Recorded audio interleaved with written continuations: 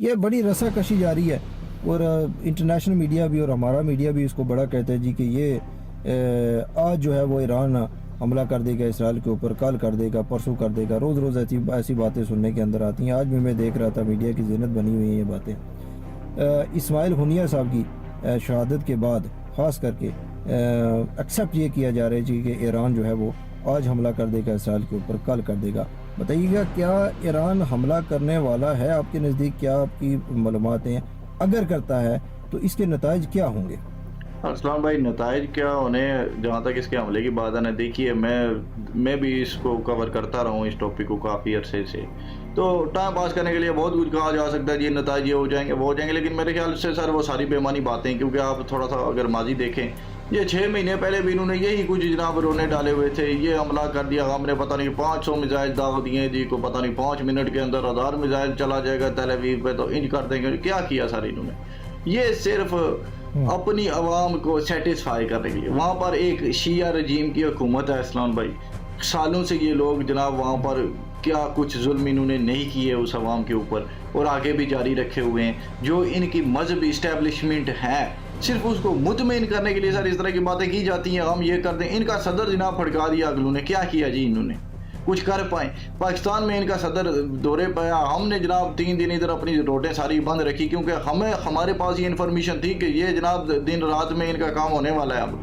लेकिन हम नहीं चाहते थे कि हमारा इसमें नाम आया, क्योंकि आपको पता है फिर कॉन्स्पिरेसी थ्योरीज भी चल जाती हैं। अब जैसे ईरान खुद भी बड़े इल्ज़ामात की जद में जी कि ईरान इस सब में मुलव्वस था जब वो इस्माइल हनिया साहब की जो शहादत हुई है ईरान के अंदर। तो अब बातें जाती है जी कि इनकी इंटेलिजेंस भी उसमें मुलव्वस थी, और इस तरह की बातें। वो कोई नहीं थी, पर ईरान बहुत कमज़ोर है सर, वो कुछ कर नहीं सकता। वही बात है कि एग्जाम्पल अगर पाकिस्तान में कुछ हो जाता खुदा ख्वास्ता उनके प्रेसिडेंट के साथ, तब तो यही बातें हमारी इंटेलिजेंस पे भी ऐसे ही इल्ज़ामात लग रहे होते। ईरान अपने मामलात में सर इस कदर बिजी है, और उनके पास इतना रेडार सिस्टम कोई नहीं था कि वो उनको कोई पता भी चल सकता सर कहीं से कोई जहाज़ हमारे मुल्क में आ गया है, कहीं से कोई मिसाइल आ रहा है। इनमें कोई दम हम नहीं है। सिर्फ अपनी आवाम को मुतमईन करने के लिए जनाब इनकी जो रजीम बैठी हुई है वो पढ़ के मारती रहती है। पहले इन्होंने रॉकेट यहाँ से दागे थे, क्या हो गया था? कुछ भी नहीं हुआ। इनके जनाब कासिम सुलेमानी साहब, इनके बड़े बड़े और इस तरह के काफ़ी आर्मी जर्नैल हैं, उन्होंने जनाब रोबोट्स से मरवा दिए, ये कुछ नहीं कर पाए। कासिम साहब जब उनकी शहादत हुई जनाब, तो इनको कोई 20 दिन लग गए थे अरसलान भाई सिर्फ ये पता करने में कि आखिर हुआ क्या था।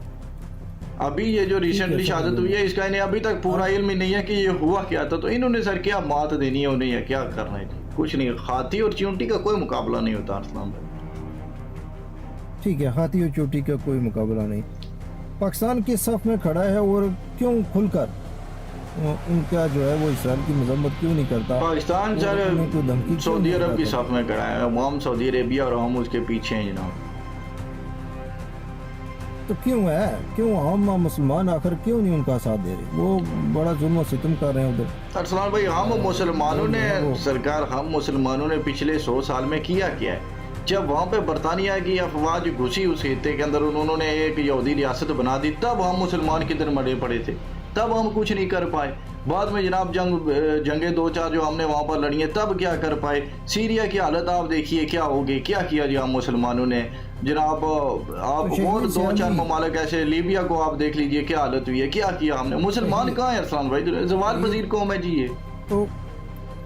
तो फिर शहीद सियालवी साहब ने ठीक है कहा था कि ये गोल्डन चूड़ियाँ जो हैं वो अरबियों को पहननी चाहिए, और ये जो कांच की और सर इसमें जर्नैल क्या करें आप, या दूसरा तीसरा क्या करें आप? हमारी हालत देखिए सर भाई, हमारी नेशन का ही आप देख लें। दुनिया के कितने ममालिक में हमारे लोग गए हुए हैं, कहीं पे कोई बड़ा बिजनेसमैन मुझे दिखा दें, कहीं पे कोई आईटी में हमारा मुस्लिम मुझे दिखा दें कि कोई कौन सी जनाब ऐसी चीज़ है। ये मौलवियों को जनाब हम कह रहे होते हैं कि ये फतवे दिया करें कि जी फौजी जर्नल इनको कह रहे हैं कि आप ये बताएं जी आला हजरत क्या गए थे जनाब ज़मीन साकन है, तो ये घूम नहीं रही है।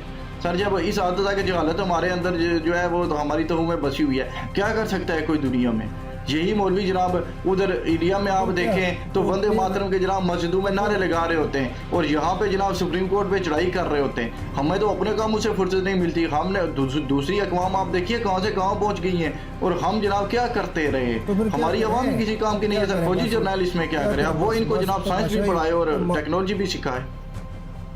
मैशत भी पढ़ा दे तमाशे बन के देखते नहीं तमाशा, यही करें ना। तो अब यही है ना, फिर फौजी इनको सब कुछ सिखाएंगे सर। हर बात में फौजी जर्नैल को तो ना लाएं आपके शहीद सियालवी साहब या आप फौजी भी। आपके आपके क्रिकेट टीम, आपकी क्रिकेट टीम के जो है वो कप्तान और कौमी क्रिकेट टीम के जनाब उधर वो कर रहे होते हैं, उनको ट्रेनिंग दे रहे होते हैं। वो भी आप सर, तो आके ये बातें नहीं बता सकते कि अगर वो कौमी बंदे के क्रिकेट पुत्र बने और कुछ अगर कौमी काम क्रिकेट करें। टीम में कोई दम हम होता तो ये नौबती क्यों आती?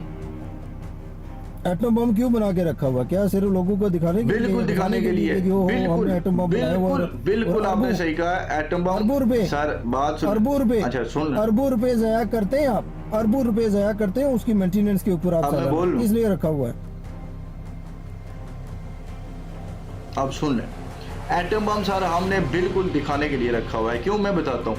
आपका जो हमसाया मुल्क है ना, और आपका सबसे बड़ा दुश्मन दुनिया में भारत, वो आपके साथ महीनों की जंग टिका के लड़ सकता है, आप नहीं लड़ सकते हैं। क्यों नहीं लड़ सकते? मईशत को भी छोड़ दें, आपकी आबादी कितनी है? 25 करोड़।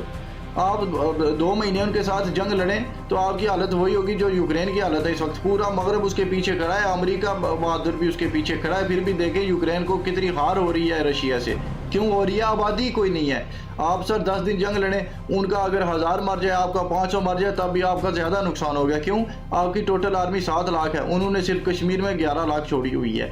तो सर आपको सर्वाइव करने के लिए, आपने एटम बम की बात की ना, वो सिर्फ इसीलिए रखा हुआ है, जब भारत हमें थ्रेट करता है ना, तो हम आगे से उसे जवाब देते हैं, ठीक है भाई असी तो मरना है, पर छड़ना तेनू भी नहीं, खुद तो डूबेंगे सनम, तुम्हें भी बहुत ले शुक्रिया अली डूबेंगे। भाई, जी, बहुत शुक्रिया। एटम बम सिर्फ दिखाने के लिए रखा हुआ है, हम मुसलमान डिफेंस के लिए होता है सर। आप रियलिटीज देख ले। अच्छा, रशिया ने कोई चला दिया अमेरिका पे, या चाइना ने दूसरे से किसी ने चला, जापान पे चलाया था, वो भी तब जब जापान के पास कोई नहीं था जी।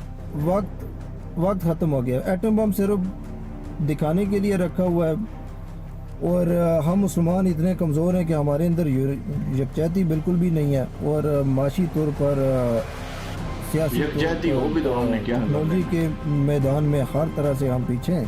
तो बस ठीक है जी, तमाशा देखते हैं तमाशाई बनकर। बहुत शुक्रिया अली भाई, कल किसी नए टॉपिक के ऊपर आपसे बात होगी।